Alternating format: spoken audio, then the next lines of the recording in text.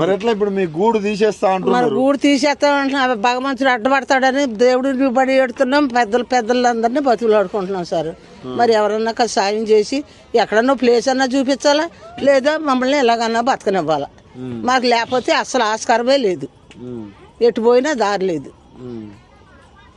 ఎట్లా మరి మీ ఊళ్ళో కూడా ఏం ప్లేస్ లేదు సార్. ఉంటే ఇన్ని సంవత్సరాల నుంచి ఇలా పడి ఉంటామా?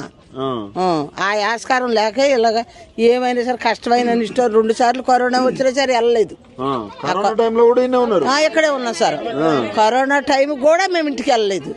మాకు ఇల్లు ఉంది, వెళ్తాము అన్న ఆశ లేదు. అందుకే అక్కడ ఏం లేదు కాబట్టి ఇక్కడ పడి ఉంటున్నాం సార్. మరి అలాంటి ఉన్న ఒక్కిల్లు పోతే ఏంటి పరిస్థితి? ఇంకా పరిస్థితి ఏముందండి? అందుకేనండి అందరిని పట్టుకుని అడుక్కుంటున్నాం, సాయం చేయమంటున్నాం. సాయం చేస్తే మీ దయ్య. మేము ఎంత కష్టపడినా మా పొట్టకి లొట్టుకే. ఈ బరకాలు కొనుక్కుంటా కూడా గట్టిగా వాన వస్తే తామత్ కూడా లేదు. వేసుకున్నా లేదు, పర్దాలు కొనుక్కుంటాను లేదు. లేదు, వాన వస్తే తడవడం, ఎండొస్తే ఎండడమే.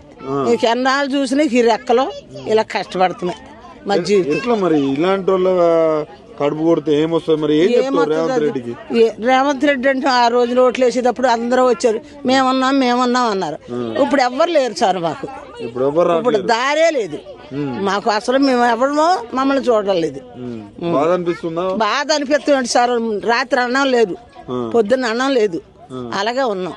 ఏం చేస్తారని ఆ కాస్త కళ్ళెట్టుకుని చూస్తున్నాం.